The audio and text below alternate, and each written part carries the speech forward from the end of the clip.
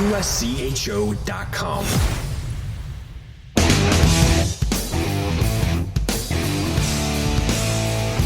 Welcome to USCHO Edge for Friday, March 8th, 2024.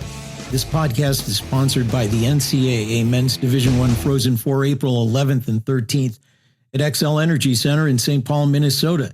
Visit ncaa.com/mfrozen4 to find your seat.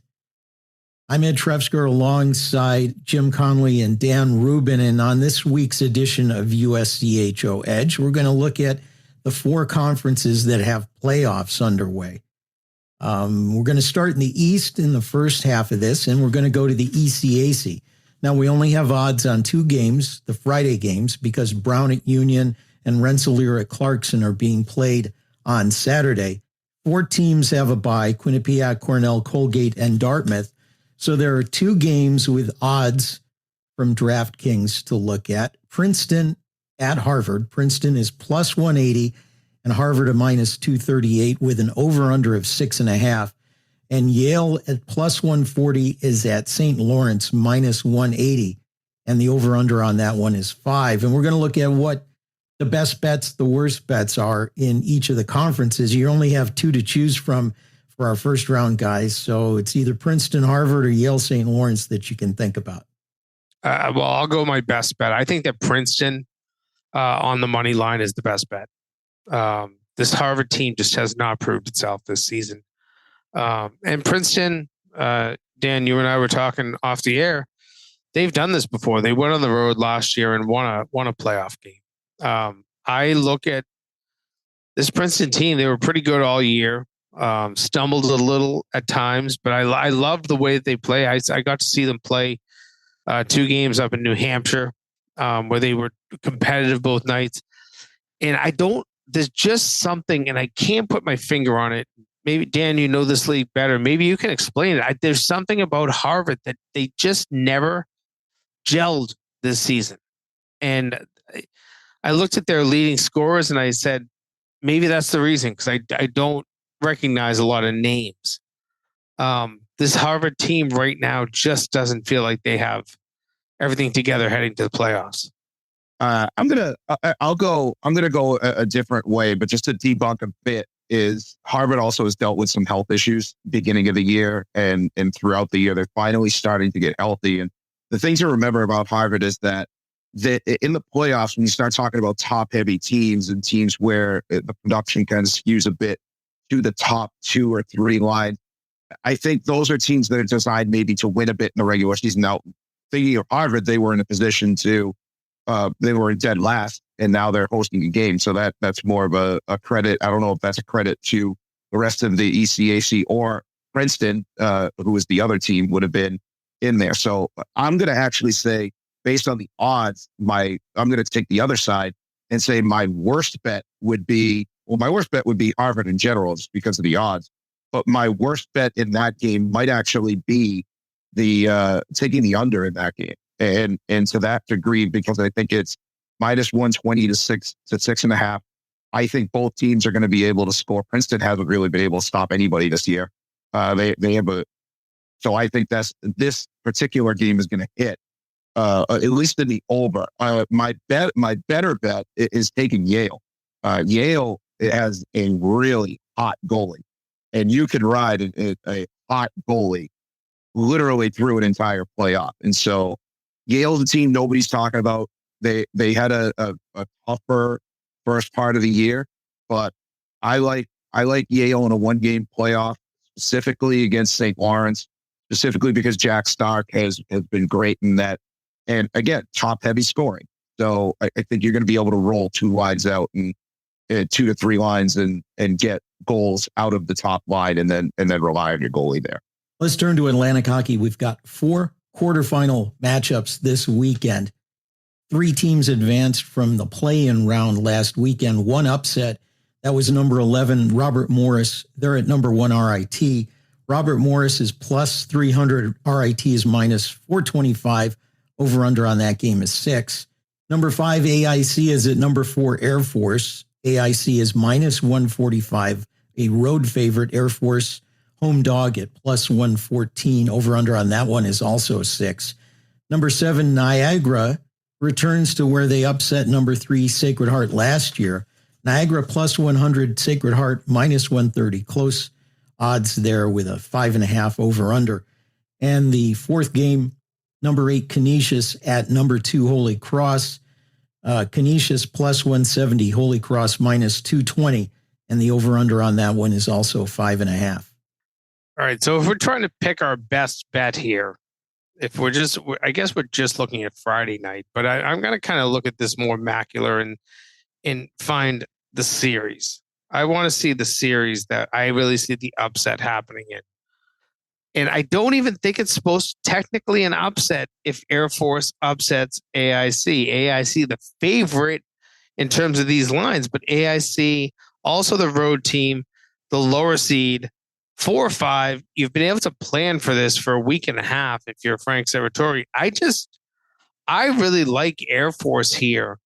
Not just Friday. I like them to sweep this series, and I don't take anything away from Eric Lang and his team. I just think this Air Force team has been excellent. Have they faltered at times down the stretch? Maybe a little bit more than I'd like to see them do so. But I also look and say this Air Force team has some great wins at times this year. I don't know. There's just something for me that says that is the one series that it's not an upset. It's still the 4 seed beating the 5 seed. It's not technically an upset, but when we look at the lines that come off DraftKings, it's supposed to be an upset. If I had to bet one game, I'd find a way to take Robert Morris all 3 games, if there's 3 games in that series, and try to make some money off of it. Because I think that somehow Robert Morris will win one game. They're sneaky good right now. They're playing with reckless abandon. They're playing with the house's money. And I think it'll be tough for RIT against them at least one night. I think RIT wins the series, but I still think that is a 2-1 series win. It goes to Sunday. So if I could bet Robert Morris at least Friday, Saturday, trying to hit 1, you're going to make money if you hit 1. So I guess that's one of the weird bets I would make. One thing I want to throw in there, AIC has been bitten by the injury bug more than just about any team out there. Our Atlantic hockey correspondent, Chris Lurch, interviewed Eric Lang. 10 players have been lost to injury this season, but AIC carries a very large roster, like 36, 38 players, which has allowed them to get through this stretch, but they're not playing with the top team that they would like to, and that's part of them sliding down to number 5. So that's something to throw in there too. Yeah, and I kind of echo what Jimmy says, which is there's an element that as the road dog to or road favorite going to Air Force, there is the travel component, which is a lot if you're not used to going out there, and you have to adjust to playing in the altitude, which has snake bitten a lot of teams along the way. And I know that it was kind of a conversation, which is kind of a silly conversation. Would you rather finish 5th and go to Air Force and get the bye, or finish 6th, play a team at home in a single elimination, and then go to Sacred Heart? And when you're playing in Massachusetts or you're a Massachusetts-based team, there's a little bit of an argument in there, a very, very small one, where you say, Air Force, I don't want to go there. I just don't want to go there in the playoffs. It's a very dangerous place to play. And playing at home, getting that one game, you do run a gamble, but then you have to, you win that game, you go to Sacred Heart. Speaking from experience, there was a point where Bentley could have finished 5th. And I was sitting there looking, well, do you want to go to Air Force, or do you want to play at home for a game if you're playing hot and then move on? As it turned out, it didn't work out in Bentley's favor, which is why, again, I kind of agree with Jimmy, which is at plus 300, especially if they lose the first game. Robert Morris is going to go to like plus 375, plus 350 in the second game. That series is going 3. I mean, that Robert Morris team has a playoff goaltender, is old, experienced. The young guys are playing well. They play a fast style right now, and that series is going 3. So I'm with Jimmy on the other one. I lay off the other ones. I think if it were single elimination, they'd probably more inclined to dive into some of those games, but I still bet Robert Morris once out of every 3 nights, and you're still going to hit for some money. I would honestly bet Air Force in game 1. And then if they win that one, bet Air Force again in game 2, because I don't think that series is going 3. The odds are very close in the Niagara Sacred Heart game on Friday. And Niagara upset the Pioneers in 3 games last year in this round. Does any of that play into it? Does Sacred Heart come in with more of a chip on their shoulder? Does Niagara say, hey, we did it once, we can do it again? How do you parse out the emotions in something like that? Yeah, I don't think it matters. I think year to year, it just doesn't. There's enough turnover on teams now, and there's enough grad transfers coming in that have no clue what you're talking about in the locker room. Maybe there's some players that feel like they have institutional knowledge of past upsets on both sides, but come on, like it's a totally different year.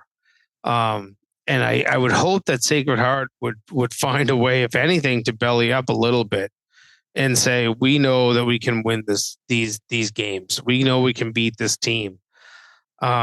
It's not going to be easy, and that's why the odds are so close.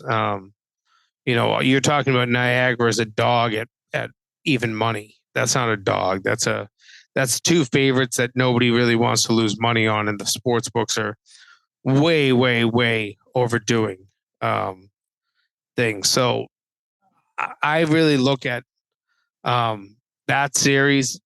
You said the right words, Dan. Stay away. It's not one that you're going to make money on. So there's no money to be made there. I would not touch either of those games, or any of even if it goes 3, I wouldn't touch the games. One last question before we go to break. Holy Cross has had a lot of time off since their last game.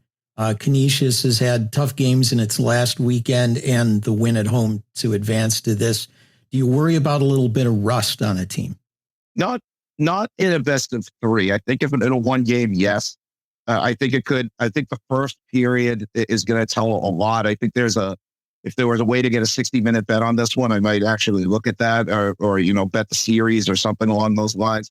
But I don't think that it's going to impact much beyond the first period. I think the teams are too experienced at this point. They're too cohesive. If the first game were to go against Holy Cross, then because of rink rust, then in the second game they're going to come out. It's going to change the parameters of it. And when you don't finish second by accident either. So there's going to be a good team with a lot of leadership in there, and a coach who's been in this situation before when he was assistant at Quinnipiac with Bill Regan. Yeah, and last year proved that Holy Cross likes the playoffs. They were a fantastic team, a low seed that ended up battling through basically 3 games where there were 3 series or games where they were an underdog and got to the finals. If this was Hockey East next Saturday in a quarterfinal, or even Michigan State in the Big Ten where you were off and everybody else played, and now it's 1 game, I wouldn't love that. And not that I wouldn't just prefer to go through the first round in Hockey East and get into the quarterfinals, but you do know that the other teams played a game a few nights earlier, went through that playoff experience, live through a live and die situation. So I just think in a best of 3, I really still would favor Holy Cross pretty significantly here. I do, and I think that Canisius has proven themselves a great playoff team in Atlantic hockey. But at the same time, you're talking about a Holy Cross team that'll get to play at home this year for the first time in the playoffs, when you really think about it. And they're also going to, be able to do this in a best 2 out of 3 series. And one last thing to throw in there too is it boils down to value. There's just not going to be enough value in the odds. Right. It'd be one thing if Canisius was rolling in at that at plus 200 or something like that, but that's not going to happen. So it's finding value in the bet, and there's just not going to be enough value to ride that lightning. Well, we're going to take a break, and we're going to look at the Big Ten and the CCHA. This podcast is sponsored by the NCAA Men's Division I Frozen Four, April 11th and 13th at XL Energy Center in St. Paul, Minnesota. Where are my hockey fans at? Present! Welcome to Fandom 101. It's NCAA Ice Hockey Championship time, when the hottest teams in the country face off under one roof. Be there to see your squad hoist the ultimate trophy overhead. The NCAA Men's Frozen Four, April 11th and 13th in St. Paul, Minnesota. Attendance is encouraged. Passion is mandatory. Buy your seats today at ncaa.com/mfrozen4. Class dismissed. Welcome back to USCHO Edge. We're going to take a look at the Big Ten. 3 series in the quarterfinal round. Michigan State has the weekend off, and they'll be the top seed next weekend. Ohio State is plus 250 at Wisconsin, minus 345. Over under on that one is a stingy 5. Penn State is plus 240 at Minnesota, a minus 330. 6.5 is the over under on that one. And in the matchup that our friend Neil Koepke called the one most ripe for an upset, Notre Dame at plus 180 is at Michigan. The Wolverines minus 238. Over under on that one is 6. Unbelievable odds on this. When you talk about the bookmakers really favoring the top 3 teams here, it's unreal. I mean, this is almost unprecedented playoff odds in a league that I think you kind of expect an upset every now and again. Again, best 2 out of 3. You know, that's a big part of this. The fact that it is 3-game series would tell you a lot. These are just Friday game odds. They're basically really going heavy on the home teams in these first 3 playoff games. I don't feel a great upset here unless you look at Notre Dame. And even then, I still want Michigan. I still feel like Michigan will be a good playoff team. I maybe worry more about Wisconsin, but I don't, because I think they're going to have revenge on their mind after having lost to Ohio State down the stretch. You know, I don't see a lot of value in this league. So if you're going to make me touch a game here, I guess I would go the over on that Wisconsin-Ohio State series. The Friday night game over 5, that'll get to 6. That'll get to 6 or higher. And you get a push on 5. I don't mind pushes on 5. But other than that, I really don't like a bet in this league, the way that's set up for Friday night.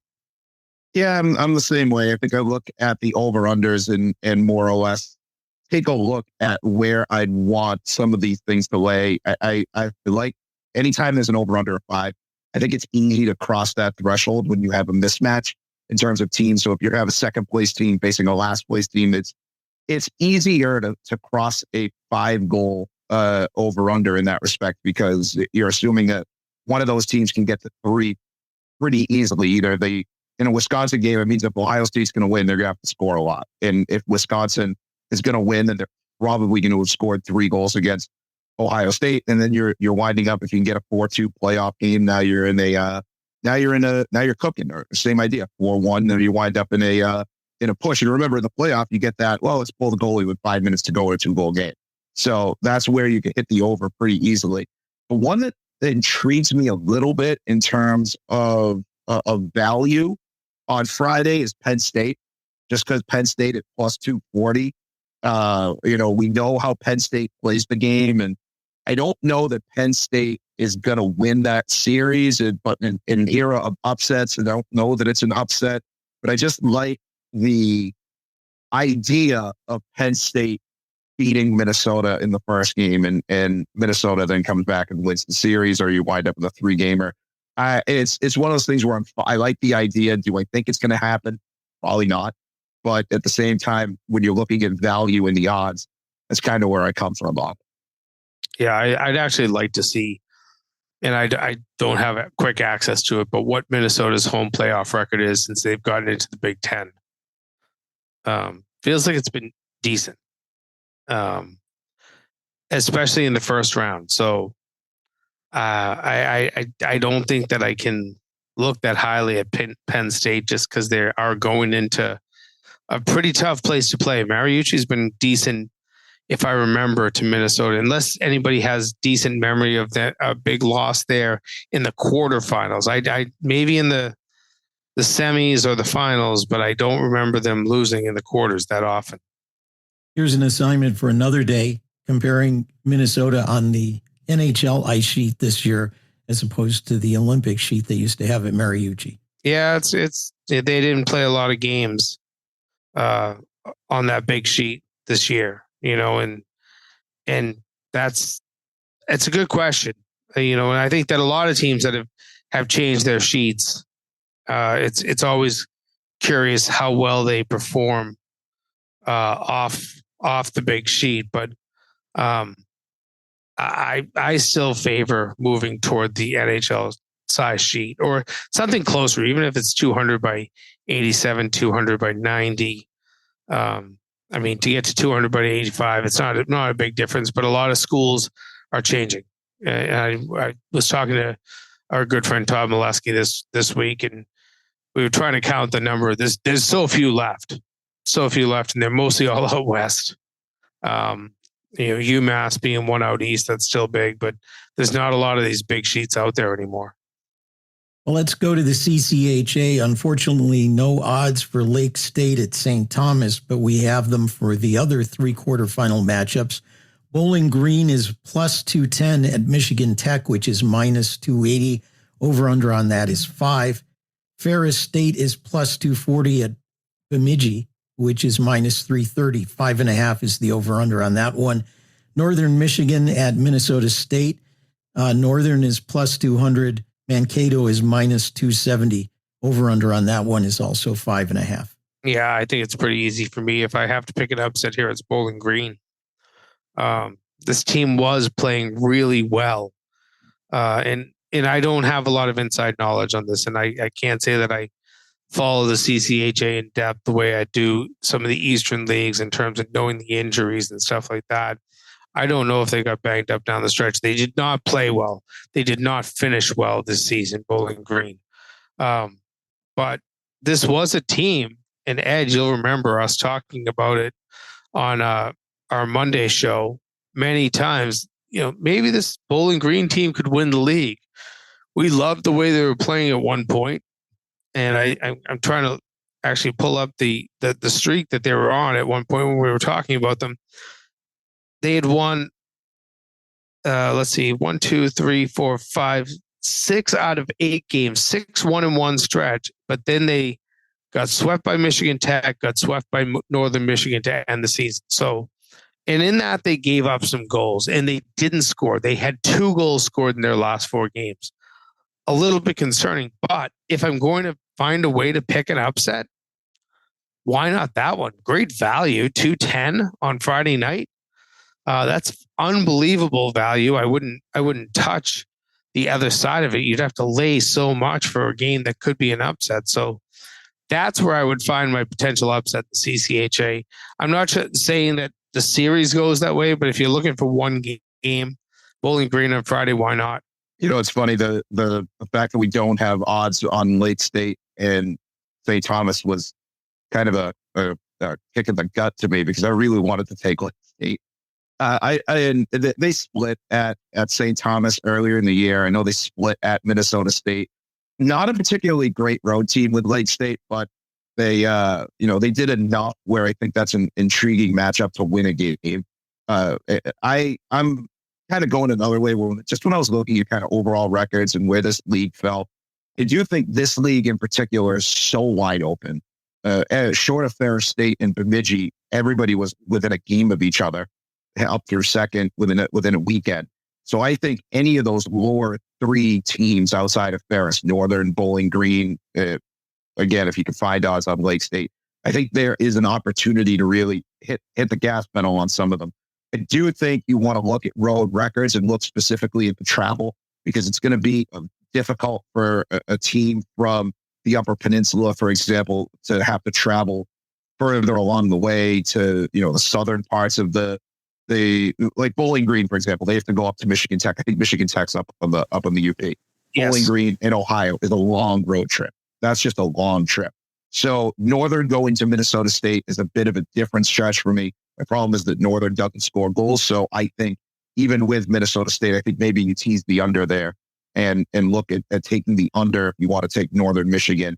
And that's kind of where I come. But I would not lean into the better home seeds for all 3 games. I think there's going to be some upsets in this league because everybody was so evenly packed. Well, with that, we'll wrap it up. We'll probably have an opportunity to look at playoff odds next weekend and the weekend after that when we get into the championships. But that'll do it for this edition of USCHO Edge. This podcast has been sponsored by the NCAA Men's Division I Frozen Four, April 11th and 13th at XL Energy Center in St. Paul, Minnesota. Visit ncaa.com/mfrozen4 to get your tickets today. For Jim Connelly, for Dan Rubin, I'm Ed Trefzger, and this has been USCHO Edge.